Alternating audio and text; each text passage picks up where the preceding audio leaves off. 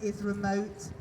I'm going to ask Glenn to take the stage and to bring you his speech today.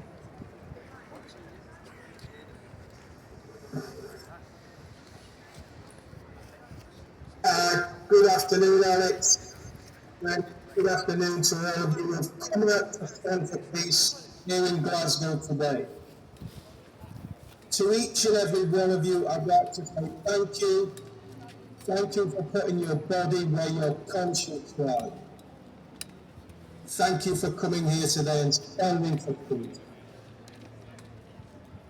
But today I want to talk about the arms industry, the global machine that relies on and fuels war. But before I do that, I want you to imagine something. I want you to imagine a kind of big business model, if you will. And the model is this: killing people for profit. What a great idea, I hear you cry. Why shouldn't I profit from killing and maiming people? Let's say you come up with several devices made from ordinary household chemicals, fertilizers, fireworks, whatever. With not much technical ability, you could start to produce a whole range of products. The exploding drinks can, the exploding light bulb, or children's toy, or mobile phone. Take your pick. The possibilities are endless for the budding entrepreneur. So you set a website advertising your products. You could showcase the effects and come up with lots of technical specs on just how lethal your products were. The Mark 1 Coke can, for instance, when you want to just blow someone's hand off, or the Mark 2 ball bearing filled Coke can, when you want to kill a whole room. Sick of your neighbour's baby crying? Then you need the incendiary teddy. Or why not try our new Thomas the Tank bomb? Just how long, seriously, just how long do you think it would be before you found yourself jailed for life on charges of aiding and abetting murder or terrorism? You would be publicly denounced as a monster and probably never see the outside prison cell again.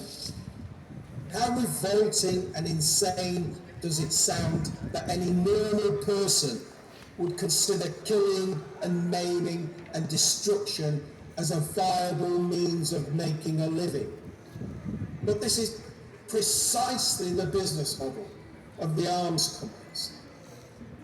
Now, if you did what I just described, you would have your day in court. Do you think for 1 minute you'd be able to walk free by using the excuse, I was only selling these things to facilitate defence? It's not my fault we'll use them to murder each other. Exploding teddies don't kill babies, people kill babies. How can I be blamed for meeting a demand? But this is exactly the defence of the arms manufacturers, or defence contractors, as they like to be, they like to call themselves. But what other purpose does a £2,000 bomb have but to kill and destroy? What purpose does a flechette-filled missile have but to rip through human bodies? What purpose does a white phosphorus shell have but to burn the flesh from people? And on through the many ingenious ways he's come up with to murder and maim people. But far from being a disgusting crime to be punished, like if you did it, these companies derive most of their profits from governments using your tax money. In 2024, this UK government spent £54 billion defence. A large chunk of that went to a handful of so-called defence contractors, like BAE Systems, who posted a profit of $21 billion last year. But BAE Systems are only in the second division, the second tier, as it were, when it comes to arms sales. Lockheed Martin made almost 44 billion, Boeing almost 27 billion, and on to the 20 or so of the world's biggest dealers in death. And business has never been better. In the past 18 months, Israel has dropped 70,000 tons of bombs on Gaza. 70,000 tons. Each one of these 2,000-pound bombs costs $16,000, or $36,000 if you want to use a guided bomb. But that's just a drop in the ocean. That's a literal drop in the ocean, because in 2024, the world spent almost $2.5 trillion on weapons and weapons systems. 2.5 trillion is 2,500 billion. If I gave you $1 trillion and you spent $1 million every day, it would take you 2,730 years to spend $1 trillion.